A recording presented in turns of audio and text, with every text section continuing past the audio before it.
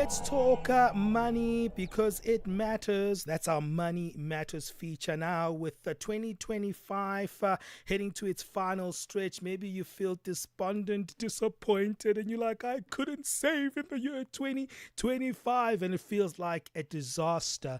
But why wait? Why think that things are all lost? Why don't you use the rest of the year to use it as a buffer for 2026? Financial experts say now is the perfect time to make intentional changes that will carry you over into the next year. We talk about practical money moves that can help you finish strong and set yourself up for success in 2026. Caroline Marwisa is back with us, founder and CEO of Master Your Finances. Welcome back, Caroline. It's always good having you on the show.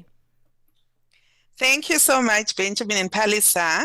Happy to be here. Good afternoon, listeners. Yeah, what marks the year at this time of the year is probably disappointment or a sense of victory, because we all are different in terms of how we manage our money. But the year's almost coming to an end. We've probably past the halfway mark, and some of us have disappointments, some of us have certain lessons of 2025, but that doesn't mean we should remain despondent or overexcited even. So let's talk a little bit about how to start this journey in the middle of the year or past the middle of the year to really try to cushion ourselves for 2026 in our saving. Thanks so much, Benjamin. So I think I want to start by saying there is a leadership guru called Brian Hagen. He talks about this pro dilemma that everyone is navigating at any given point in time. And what the pro dilemma is an acronym. So P stands for problems, R stands for risks, and O stands for opportunities. And he argues that at any point, every person has a portfolio or a group of pros dilemmas that he or she is dealing with. And what makes it a dilemma is that you are operating in a context where there are limited resources. So resources of money, resources of time, resources of attention to get all of those things done. And I think that's what also contributes to the disappointment that you're talking about, because we start off the year with good intentions. We want to grow our savings, we want to build wealth, we want to grow our careers, but then something happens. And I think what I want to propose here, based on this idea of the pro dilemma, is that an effective person becomes effective if you master the art of evaluating each of the pro dilemmas that you're faced with in a way that helps you to grow your wealth and increase your satisfaction with your life. And so the challenge is that most of us we are sleepwalking, and in fact, what this model talks about is the fact that, we have a propensity to deal with problems only. That is why the savings are not growing, because the car broke down, this happened, that happened, and you had to solve the problems instead of actually evaluating to say, I have 5 pros I'm dealing with right now. Which of these 5 will give me the most, will help me to grow my wealth for the long term, but will also help me to achieve the most satisfaction with my life? And I think that's what I want to position, Benjamin, because it's very difficult to say to people, no, you mustn't do that, you mustn't do that, because people's lives are different, right? And what each individual or family are dealing with at a particular point in time is different. But if you can master that habit of listing down, what are the problems, what are the risks, what are the opportunities I'm faced with? If I evaluate each of them against, if I solve this problem, what is the impact on my ability to build wealth?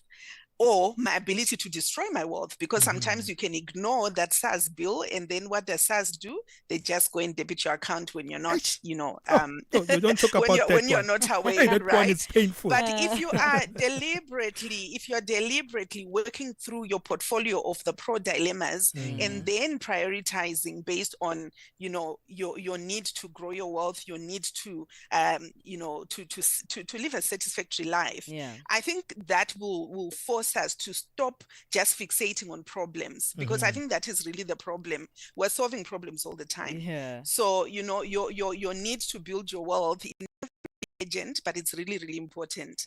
But if you look at this pro dilemma as a portfolio, it gives you now a mechanism to look at it, holistically, and actually make decisions that make sense for the long term. All right, Caroline, there seems to be an issue when it comes to planning, right? Because we have this notion where we think that any plan that we have to do happens in the beginning of the year. So what most of us do is that in January or February, we are there doing our yearly budget. This is the goal that I want to set for my finances. This is how much I want to invest, our career goals, our travel goals, and then we leave it there. And then we never come back to look at it. Maybe we have, a poster up and we look at it every now and then, a vision board as they call it, but we never actually trace the behaviors that have been changing with us and the things that have been happening throughout the year. So by the time it's this time of the year, it's September, the last time we actually looked at the plan, the budget, the investment goals was way back in January. And that means that most of the time we haven't actually achieved some of the goals that we wanted to. How often should we actually be revisiting the plan of our lives when it comes to our finances? Palesa, I would say at least monthly. And once you get into the habit, you'll actually start enjoying it. And I like to say that, at any given point in time, our finances are either regressing or progressing, and there is no middle ground. So whether you are sitting back and checking in with your finances to see where things are or not, your finances are regressing or progressing based on your behaviors, like you said, especially those that you've habituated your habits, right? So when it comes to check-in, you actually want to sit at least on a monthly basis. So in January, you will do the big plan, or whenever you want to do it. If you want to do it now for the year because you never did it, that's absolutely fine. But on a monthly basis, just check in, and you'll find that it's actually not that difficult, because you're checking in three main things, right? You're looking at, how much did I earn in terms of income, together with, where it went. So how have I been spending? That's important.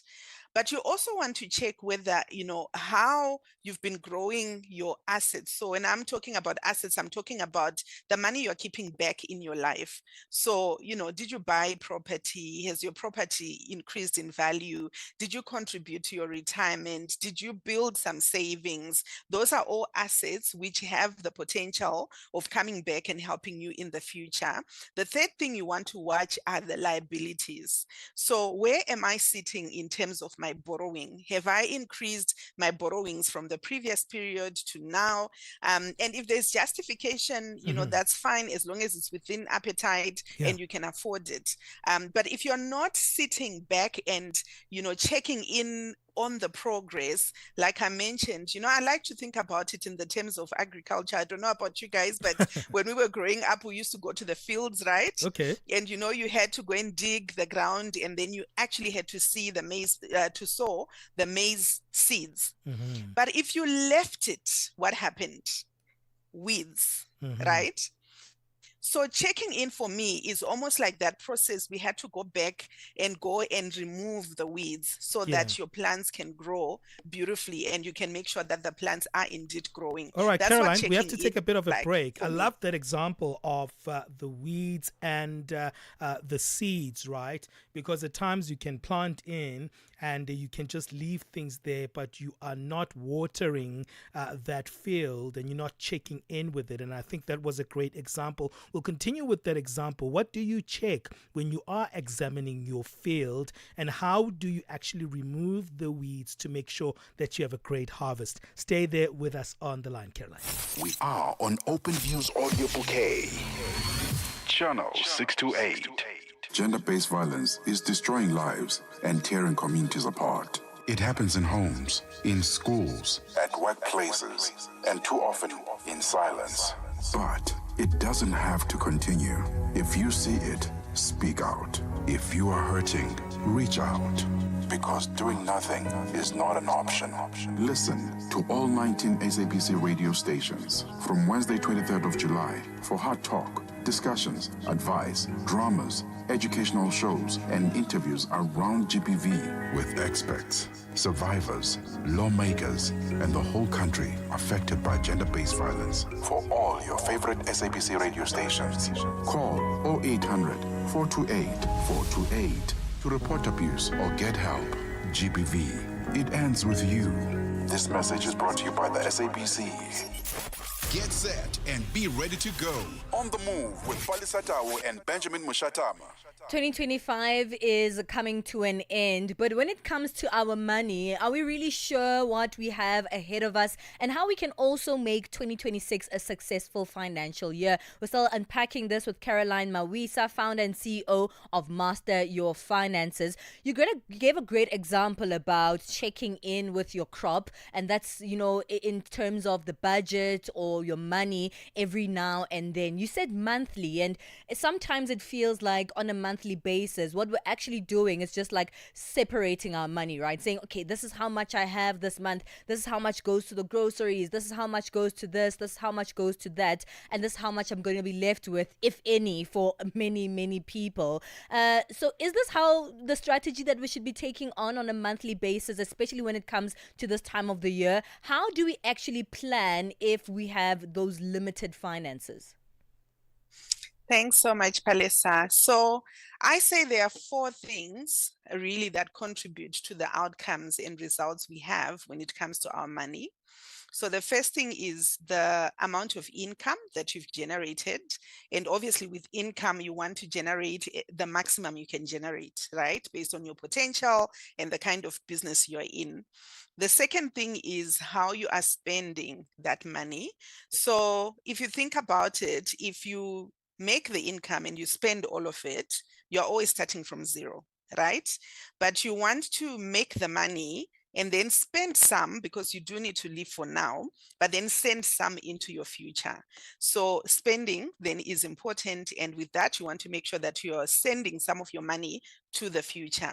The third thing that's important is actually that you're building assets. So assets are things you own that have a value that can either generate income for you in the future, or you can sell them to exchange for money, for value. So that's an asset. And then the fourth thing is debt. And I know debt is like a swear word, but really debt has the opposite effect to your assets. It almost works like the spending, right? While you're building your assets, your debt, your liabilities, your credits, all of those things have the counter effect on your assets. So if you've built assets of 500,000 Rand and you've got debt of 600,000 Rand, actually, the net effect is a minus 100,000. So I think on that backdrop then, Palesa and Benjamin, what I want to say is when it comes to your check-in, those are the things you want to focus on, and primarily to make sure that at any point you are making more income than what you're spending. Also, you are building more assets than the debt that you're accumulating. Okay. So your budget really helps on the income and spending side, but also don't forget on the assets and debt side, because that's actually tells you how much you're building. Are you actually growing or are you going backwards? Caroline, so, and you want to grow. How do you know that maybe you tried something that you thought was going to work at the beginning of the year? Maybe you bought property, maybe you bought some stocks, but then you see the stocks are not doing so well. Or maybe you can see that, my income has changed. I can't afford this property anymore. Because some things that we see as investments at a particular time, maybe later in the year, become more like liabilities. How do you detect that? Okay, so Benjamin, it actually starts before you make the decision, right? So I'm going to touch on it before you make the decision. So actually, sometimes we approach investing and growing our wealth from the perspective of just saying, people say property is good, so everyone now runs to go into property. Yeah. Or people say shares are good and everyone runs there. I think this is really where you need a financial planner or a financial coach, because what you need to do is to actually come up with a plan. Because what you are doing by building wealth is to make sure that you can meet your needs now, but also in the future, when you're not necessarily generating income from, from jobs and work, you have something in the future. So there's a whole process you go through to determine how much you need, what you need, how much risk you are prepared and able to take. And then based on that, you then build your portfolio. How much are you going to put into property? How much will go into shares? How much will you, put into the different wallets, as I like to think about them? So your retirement fund, your RAs, pension funds, etc., is one wallet. If you have a tax-free investment or tax-free savings account, that's another wallet. If you also have like an emergency fund, that's also another wallet. So there's a systemic approach you want to follow these things so that you make sure that, generally your income is supplying your needs for now. And then you've got an emergency fund for when you've got those bumps or unexpected expenses. But also for the long term, you are now building wealth that helps you to service your needs when you're in retirement, or should something happen to you, you've got something, a nest egg to leave to your loved ones. So coming back to your question around you invested in something in January and now it's fluctuating. Remember, so for me, there already the plan was not in place, because when you are investing in something like shares, that's a long-term investment. And you're not expecting your shares to grow quickly. In the short term, shares actually go up and down. And if you have done your homework upfront and you've selected the right share, you should be able to wait it out until that cycle corrects. Because Sure. when you look at shares over a long period of time, like 3 years, 5 years, 10 years, you will see that the stock market always, corrects, and it follows an upward trend, right? But when you look at it in a day or in a 3-month period or 1 year, it's not long enough for it to, generate growth for you. So I advise people, rather spend the time and money, sit with someone who knows how these things work, let them advise you, put a plan together, and they can then be an accountability partner to say, actually, Yeah. let's stick it out, we're still fine. On your example of the property, right? And you said, unfortunately, maybe income changes. Those are unfortunate situations. And that is also the importance of having a check-in, because that enables you to anticipate already that, something is happening, my income is reducing, but I've got all these commitments which I won't be able to meet. Sure. So if I had invested in a property and I need to offload it, that gives me enough time, hopefully, to be able to offload before going too much into the red. But planning, I cannot overemphasize. The second thing is working with someone who actually knows what investing for the long term is. A lot of us want to do it ourselves, but the reality is that the research tells us, Benjamin, that the people that have the best financial outcomes are people that work with a financial professional. So I think the sooner we make peace with that, the better. Caroline, Yes. is it too late? Just quickly in a minute, is it too late to start? Never. It's never too late to start, whether you're 60, 70, however old you are. And it's September now. Right, some people have given up, like, man, I've got too many problems. Don't give up, because I think the problem is people are looking at their money in a year cycle, right? Okay. Remember, wealth is for the long term. You should be having a 10-year plan, a 40-year plan. And if you look at it that way, you find that you might have short-term dips in your finances, but as long as over time, over that 20-year period, 40-year period, you are making an upward trajectory, that's actually what counts. Caroline, you've been fantastic. We want more of your advice. Where can we find it online? Master Your Finances, www.masteryourfinances.net, or you can actually contact me directly, 082-566-8298. You're always awesome. Thank you for giving us your time and expertise, Caroline.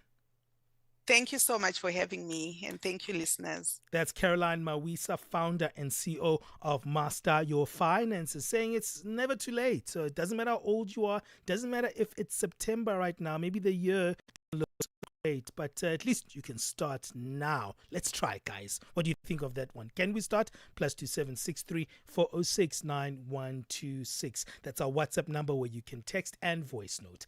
It's 11:30 Central African time. Wrapping things up in our sports updates. Today is Figile Lingwati. Let's hear what he has for us.